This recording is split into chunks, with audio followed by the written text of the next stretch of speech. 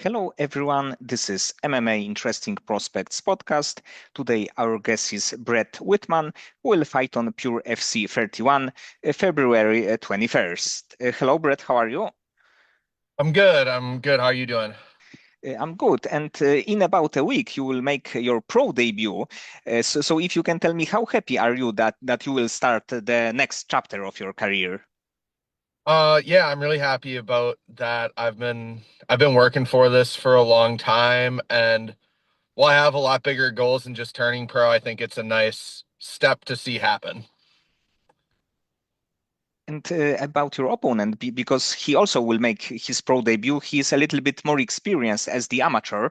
But if you can tell me, did you have any chance to watch any of his like videos, fights, or know anything about him?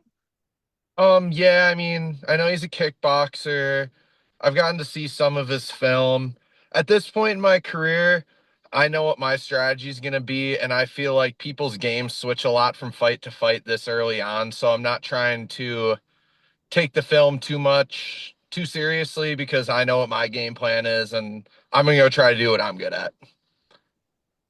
And I think that actually he's a really good test as the first fight as the pro, and especially after your last fight as the amateur, because I think that it was the biggest, not only the biggest win of your career, but of course, the title was also there. Yeah, I mean, yeah, Ryan, my last opponent he was a good opponent. I'd say my opponent before that in Minnesota was also a pretty strong guy as well. I feel like I fought a couple pretty worthy guys in my amateur career, and I think this will be a good fight too as well. And also about your overall like opponents, because you are like a super good wrestler, and it's really hard to stop your takedown. And probably when they are preparing for you, they have to just to do a little bit more of the wrestling defense just to stop your takedowns. Yeah, like I mean, especially, I've had a couple fights even after where guys come up to me and they're like, "Yeah, we knew what you were gonna do, and it was just a matter of stopping it or not." I mean, he probably knows what I'm gonna try to do, but I mean, that doesn't really matter to me, honestly. I know what I'm gonna try to do, and we're gonna see what happens. And actually, it can mess a little bit with the head of the fighter, because even like it's let's say Ronda Rousey submit everyone by armbar, and everybody know what to expect, and nobody was able to stop any of her moves, of course, for the time. Yeah, exactly. That is very true. And this will be a light heavyweight fight. Yes, yeah, 205. And do you see your future more of the in the middleweight or light heavyweight division? I definitely see myself fighting at middleweight more. In the Midwest, there's not a ton of guys at 185 and 205. And since I am a bigger 185, I feel like I can go up a weight class if I need to, if I can find the right fight. And actually, this is kind of crazy, because like usually there are like 10 pounds difference, like let's say from featherweight to lightweight, and here is 20. So it can be tough, because in light heavyweights, in the end, you can fight against really big guys, probably even small heavyweights. Yeah, and I mean, 185 is the lowest I've ever really competed at. I mean, I wrestled 197 in college, and even the end of my high school career, I was wrestling up into 220, and I started my amateur career at 205. So it's really nothing new to me to handle guys of this size. And in one of your previous fights, you fought in LFA, and of course, it's one of the absolutely the biggest regional promotions. And do you think that there can be like a chance in the near future that you will be back there? Oh yeah, absolutely. I definitely see myself fighting for them in the next year or two again.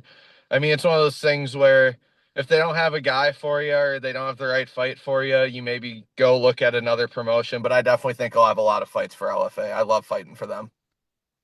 Yes, and of course, it's like a big exposure, and like being in this kind of promotion is probably a little bit like easier to get to the biggest stage possible. So of course, the UFC.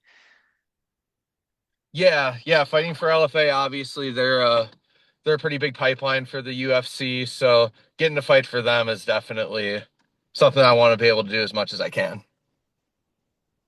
And you have a wrestling background. And when you wrestle, at that point did you think about like MMA as the thing that can be like potentially a career for you? So what had happened for me was I was actually into MMA before I had ever even started wrestling, and I got talked into going out for wrestling because I was into MMA. So I kind of wanted to be a fighter before I ever became a wrestler. And at that point, even like before wrestling, did you have any maybe like striking or anything other like any other background than wrestling? I'd done a little bit of jujitsu, a little bit of kickboxing, but I was a pretty typical football player, basketball player, baseball player for like when I was really young. So probably when you have this kind of like wrestling experience, wrestling skills, the first like weeks or even months in like MMA gym can be a little bit tough because of course you are like master in one area, but of course the other fighters are like masters in like striking or like even like submission grappling. Yeah, I mean, when I started doing the little bit of jujitsu and the little bit of kickboxing, even when I started wrestling, I kind of still, when I had the time, I would still train those disciplines. So I feel like I never really fell too far behind. But yeah, you are right. Sometimes I'll run into a really good boxer in the gym, and that's something that as a wrestler, sometimes it can get you a little bit for sure. But in the end, probably the wrestling is like the best base for MMA, and it's like a lot of proofs for that. Yeah, I would definitely agree with that. And right now, are you in like Fox Valley? Yeah, I'm in the Fox Valley right now. I We train at Fox Valley Elite. We got a team there, but I'll travel all over the state to train. So in like the different gyms, if you can mention some, especially for this training camp, if you have a chance to train in like other places. Yeah, I've had to train at some other places for this camp. I'll go down to Fond du Lac whenever I can and get into one of their gyms down there, and they got some really tough guys in that gym. And been getting up to Green Bay a little bit to work with some guys up there. So I'm all over the state right now. So I think that it's cool because you can take all of this knowledge and also in like overall in MMA, I like there are a lot of like ways of doing things because you can be in a super big gym, super small gym. You can like cross training in a few places. So I think it's not like the boxing. You have more like ways to be successful here. Yeah, I feel like, we got like our little core team where we stick together really well. But if we need to go get some boxing work, we'll go to a striking gym. Or if we need to get some more grappling work, we'll go work with other grapplers. And I think that works out really well because we can kind of pick and choose what we want to work on. And in this year, how like active would you like to be? Because like last year you fought twice, I believe in 2024 too, but there were also the years that you have one fight. So for 2026, what kind of plans do you have? 2026, I'd like to fight around 4 to 5 times, be pretty active. My first few fights, I was actually fighting just when I was home from college. So I'd be wrestling in college all year, so I wouldn't really have the opportunity to do a training camp. And I'd just come home for the summer, go to a fight, then go back to school. 2025, I wasn't as active as I would have liked to be, but this year I definitely like to see 4 fights. And for the like let's say a UFC dream, do you have a like a timeline to get there? I mean, I have an ideal timeline of getting there in the next couple years, but from what I've learned just with wrestling and fighting and everything, I just got to do whatever I can every day to get as good as I can. And if I keep doing everything right, it's going to come. And I just can't rush it too much. I got to be patient, but be active in trying to make it happen. And in the end like sometimes like big opportunities can appear from the nowhere. You can be on a quite good winning streak. Just win a few fights, and UFC can give you like short notice fight or this kind of opportunity. So I think that also this is important to be ready for anything. Yeah, absolutely. And especially at these upper weights, I feel like sometimes you're seeing guys that they might only be like 5-0 and they're already getting a contender series call or a short notice UFC call. So once I even start creeping up to, maybe a record where I have 5 wins, I got to be ready for that already at that point. And are you overall a like UFC fan? So when there is a big UFC card, do you watch the fights there? Oh yeah, I love watching the fights. I try to watch the fights as much as I can. I'm actually going to be going out to the Oliveira Holloway fight here in a few weeks. So yeah, I'm definitely a big fan. So who will be the BMF in the end of the night? I love both those guys so much, but I gotta go with Max Holloway.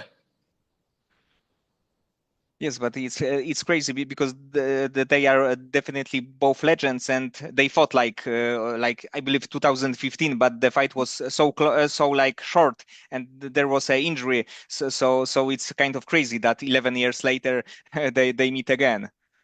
Yeah, it's gonna be a great fight. I think there's a lot of things that are kind of up in the air about can, Oliveira get it to the ground?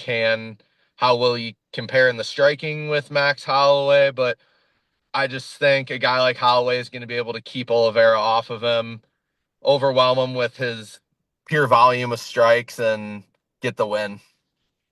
Yes, but definitely it would be like a super exciting one. And for your pro debut, when you like think about the fight, what would be a perfect scenario? So perfect, let's say the finish of the fight. I mean, I feel like for any fight, you want to finish them as fast as you can. I mean, I want to get out of there early. I'm not getting paid by the minute. So if I can get them out of there early, that's obviously a pretty dream scenario. Okay, Brett. So many thanks for the time and for conversation. I hope that you will win this fight. You will finish the opponent quick, and of course you will be active in this year later. Yeah, absolutely. Thank you. I appreciate that.